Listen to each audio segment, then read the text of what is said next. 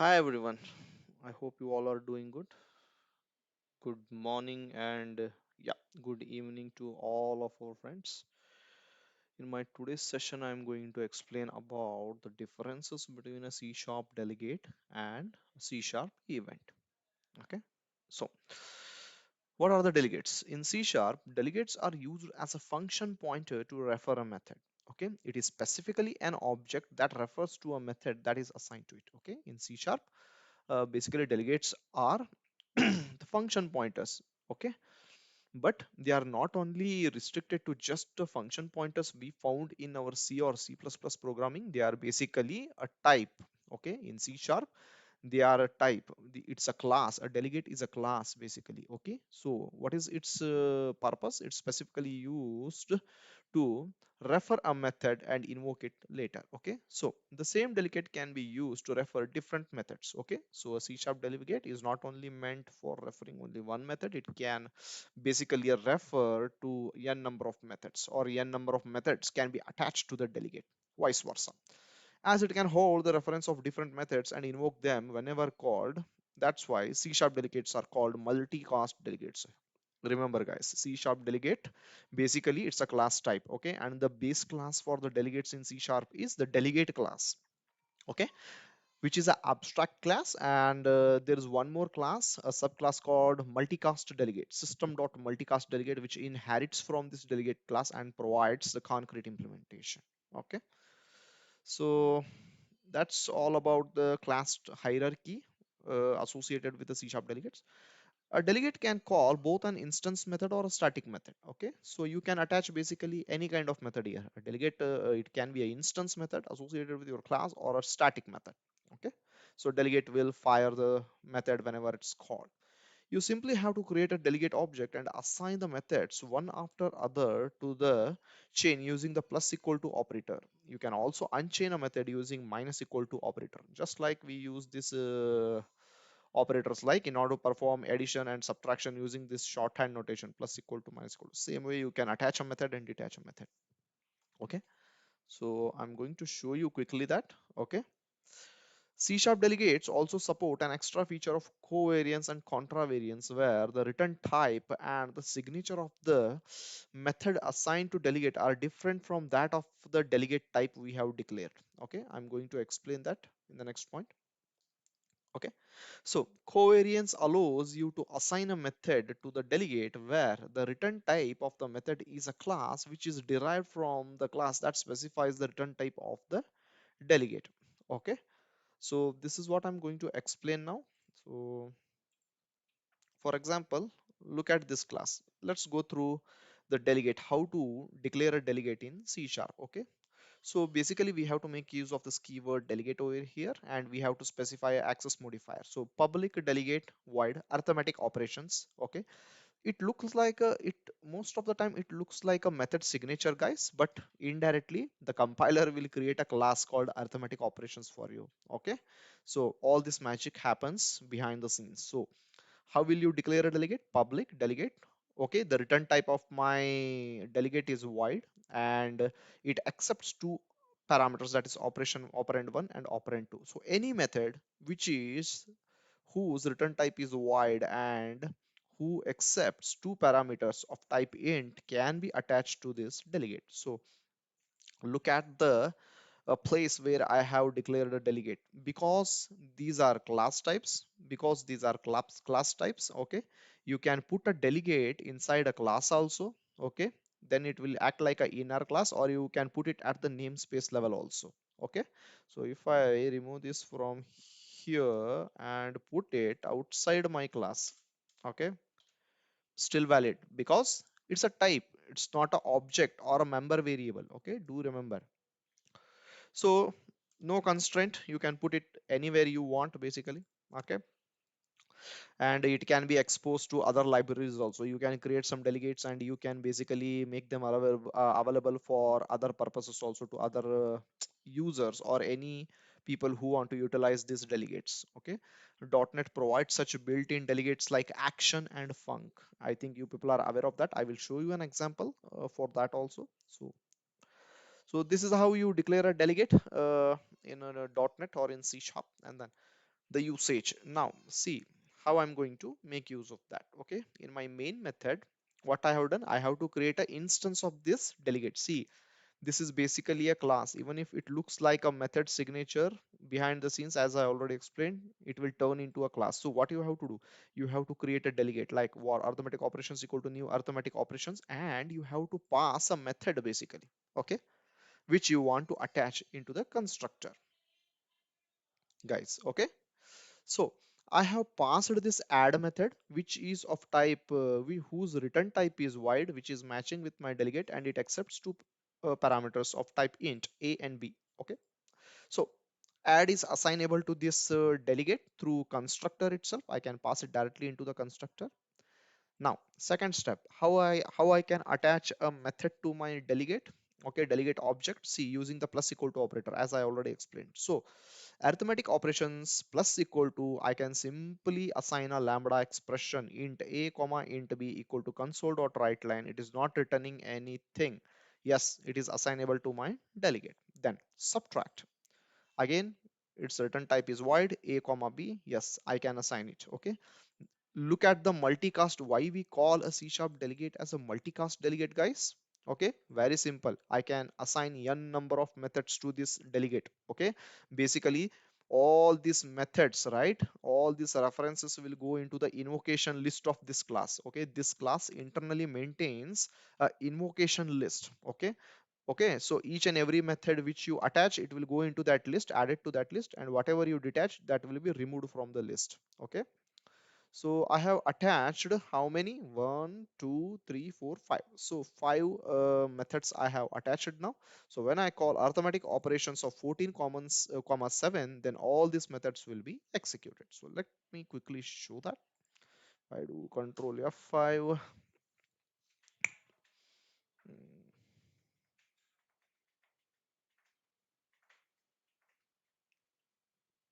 yeah, see, add has been attached two times at the constructor level and then a lambda expression. So you can see this. Okay, so difference is 7, product is 98. Okay, and then division is 7. So sum is wrong, which I will correct.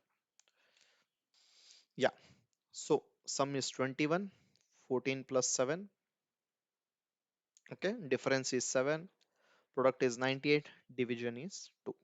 So just one invocation and all my methods got triggered. This is the power of C sharp multicast delegates, guys. Okay, or the delegates. So there are a lot of usages basically, or applications of these delegates in C sharp basically, or in .NET framework. You can use it as the handlers, you can use it in UI programming, you can use it in any kind of application. Okay, so wherever you want to achieve this kind of multicast delegation, wherever you want a n number of methods needs to be invoked. Okay, so that's what basically it acts as a function pointer for multiple methods. So let's go to our document. Okay, C sharp delegates also support an extra feature of covariance and contravariance. Yeah, so when you are dealing with the class, for example, when you are dealing with the delegates which basically accept some reference types over here. Okay, so the return type is also a reference type, the parameters also the reference type. So covariance, what covariance says is, covariance allows you to assign a method to the delegate where the return type of the method is a class which is derived from the class that is specified in return type of the delegate. For example, if I specify the return type of this method, say entity base. Okay, just for your example I am explaining. Okay, now if I assign a method, if I assign a method, for example, like this, whose return type is entity, which is this entity class is basically inheriting from entity base, then in that case this kind of method can also be assigned to this delegate object. That's what covariance is. Okay, the delegate covariance basically. Same way, contravariance allows you to assign a method to the delegate where the parameters, the where is the parameter type of a method is base class of the class that is specified as the parameter of the delegate. So this is the scenario where If, for example, if your parameter is basically a derived type object, for example, in my case, say entity. Okay, so what I will do, say my delegate is basically dealing with an entity. Let me do the code changes. Yeah, so covariance part, as I said already. So basically, if you are using a concrete type called entity over here, okay, say entity yeah, op1 and entity op2. Okay, now what covariance of delegates says that you can assign any method whose parameters are basically base class of this particular parameter type. Okay, so entity is a concrete class, and what I can do is basically a method which is having an entity base, okay, which accepts the parameter of type entity base, okay, that can also be assigned to this particular delegate because its parameter types are concrete class of your uh, entity base class. Okay, so that is all about covariance. Yeah, so delegates support both covariance and contravariance also. That is also one plus point in .NET. Delegates are basically types which can be declared outside of a class or at the namespace level, which I have already explained. Any class which has access to delegate object can register their handlers. Do remember, this is one of the biggest security concern. Okay, so any class which has access to your delegate, for example, if I go to my studio, okay, okay, so this is a public delegate I have declared. So anyone who has access to my class, right, this program class, okay, he can create an object of program class and he can access this delegate. Okay, so this is basically just the declaration here I have done, but whatever object I am creating, currently I am creating that object inside main method, so this is not at all accessible to anyone. But if I would have done something like this, okay, say public, okay, my type will be, let me do the code. Okay, so if by mistakenly if you have exposed your delegate object through a property, okay, or through a class instance variable, then this is publicly accessible, guys. Always remember this. So whoever has access to create objects of this program class, right, he can simply create an object, okay, he will access your delegate object and simply keep on adding his subscriptions, and whenever this delegate is called, even his malicious code will also get executed as part of the invocation. So this is one of the biggest concern, okay, which you have to take care when you are making use of delegate. That's why an delegate is always associated with the event, which I'm going to explain in few moments, okay, which basically solves this problem. Okay, so move on.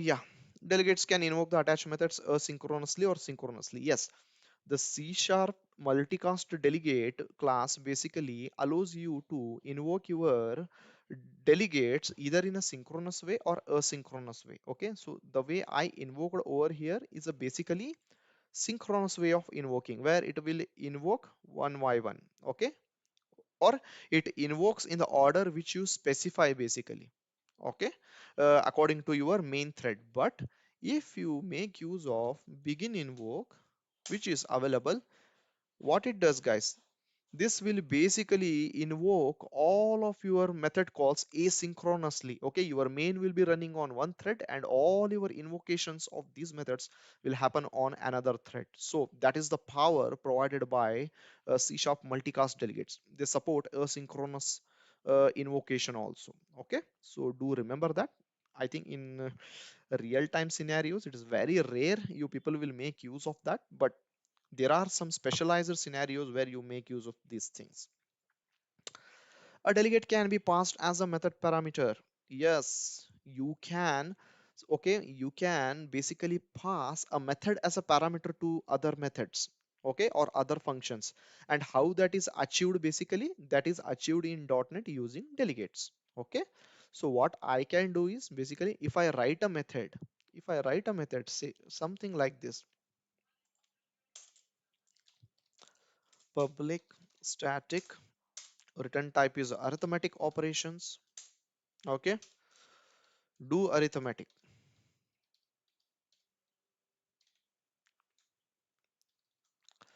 Sorry, let's keep it wide. And if I use arithmetic operations here, okay, I can call it my method or method pointer. Okay, and very simple. What I will do here, method pointer dot invoke. That's it. Very simple. Okay, either you can call the invoke method to invoke this delegate, or you can simply call it the simplest syntax of something like this, 1 comma 2, pass two operands. That's it.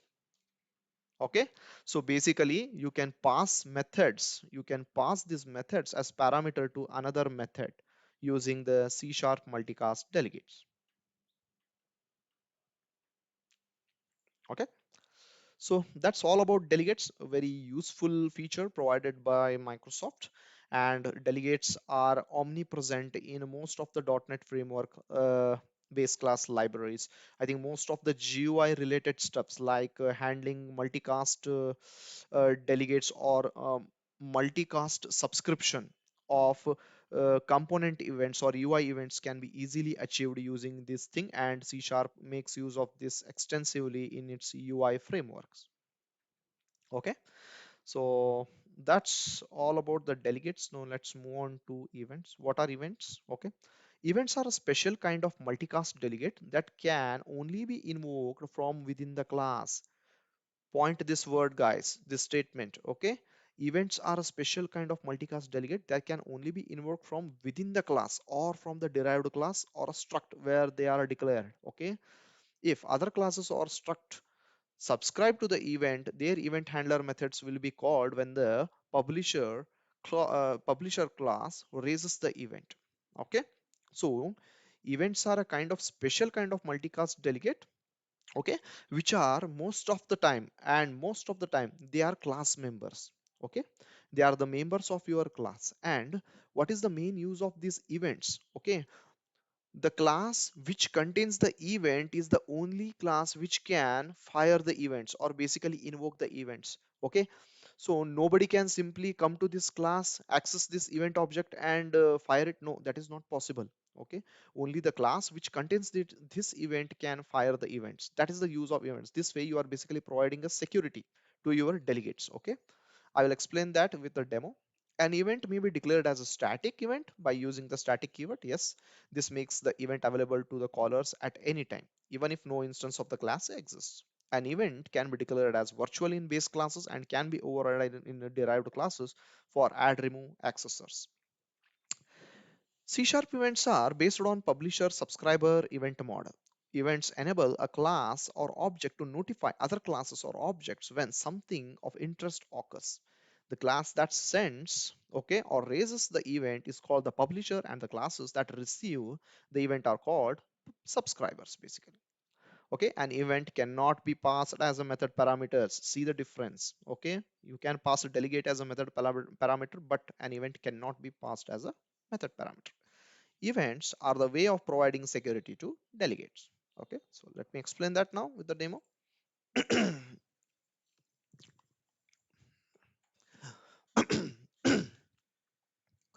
So let's start with an example. I have created a class called car. Okay, and what I'm doing, I'm going to create an event. And how I create an event in C sharp? Public event and then its corresponding delegate. You cannot create events without delegates in C sharp.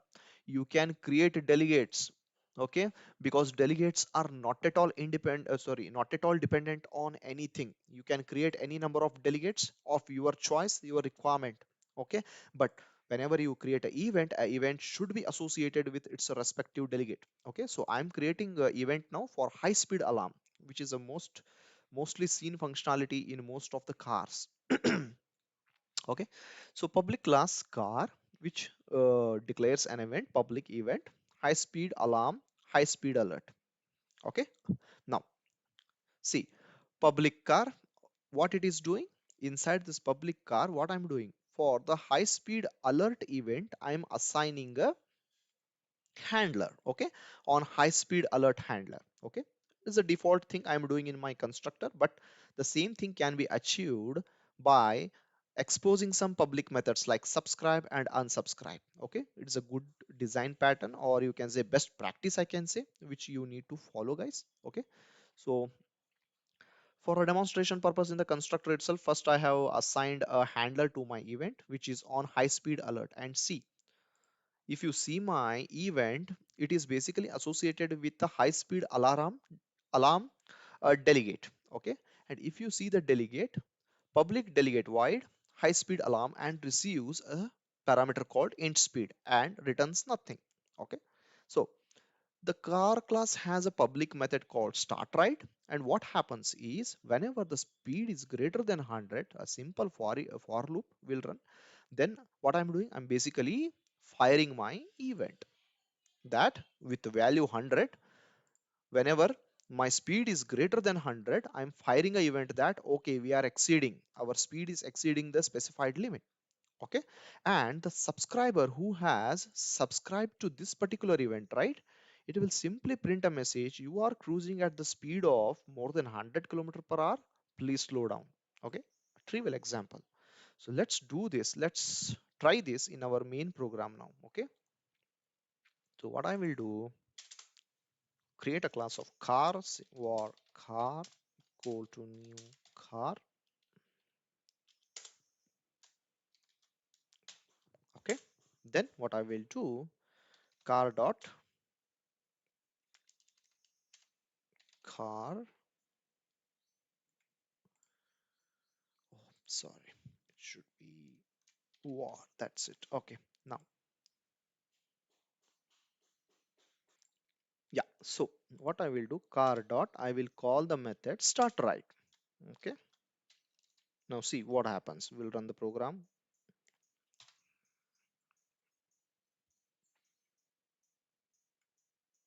So as you can see, the program is run. So let's start from here. Okay, you are driving at the speed of 0. Okay, then the driver increased the speed by 20 kilometer per hour, 40, 60, 80, 100. Okay, till now you received only this message. Now the moment the speed exceeded 100, see, you are cruising at the high speed of 120 kilometer per hour later, and then the same message will continue, because when you exceeded the 100 kilometer per hour, basically we raised this event high speed alert.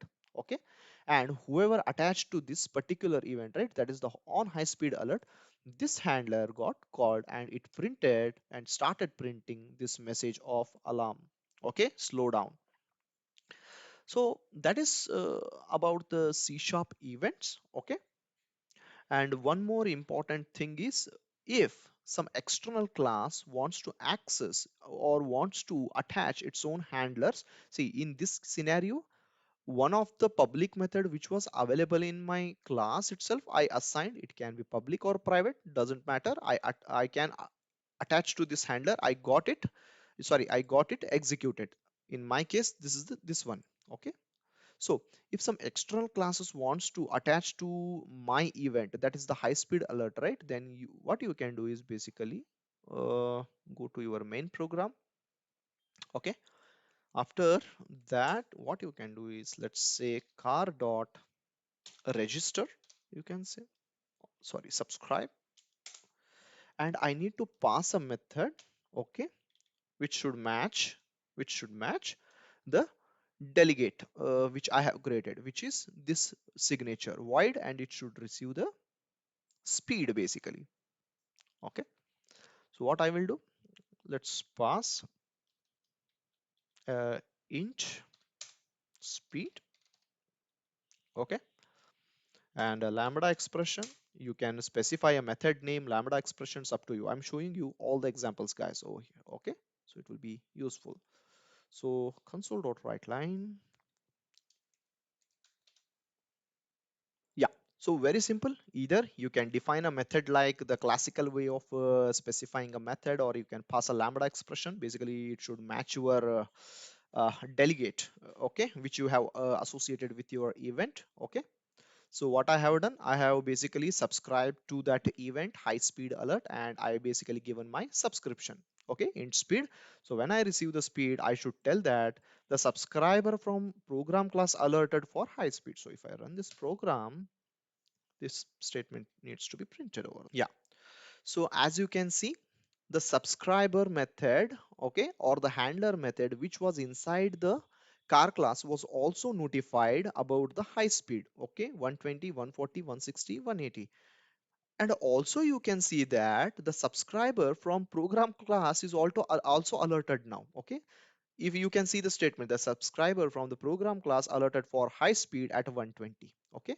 So however number of subscribers you attach, all the subscribers will be notified whenever the speed exceeds 100. Okay, so that's the use of C sharp events, and these events are not only meant for this kind of scenarios. You can basically trigger the button click events, text changed events, okay, any kind of functionality related events like the one over here, the speed exceeding 100. So it is applicable for most of the scenarios wherever something causes something to execute, okay, some special event which basically makes others to listen and handle that event in their own respective way. Okay, so that's the power of C sharp events, which works on publication and subscription model.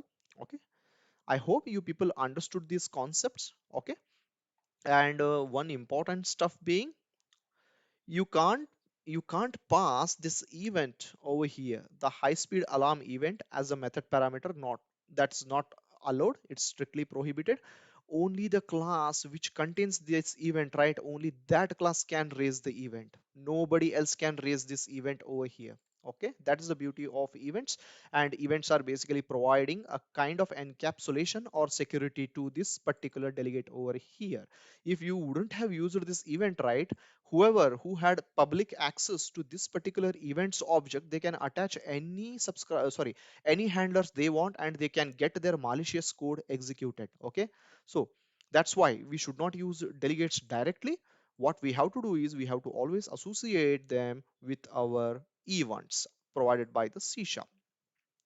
And one more important thing, okay, I have to explain.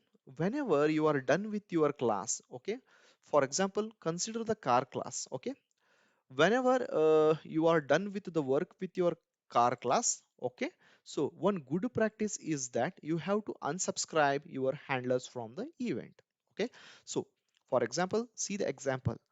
I instantiated my class. Okay, I instantiated my car class, and then I subscribed for the event. Basically, what is the subscribing here? I attached a n number of subscribers to that particular event, high speed alert, and I perform the functionality on my car class, which is start the ride, let the user ride at the various speeds. Okay, once this method exits, okay, once this functionality is over, right, the car ride, what you have to do is you have to unsubscribe from your events.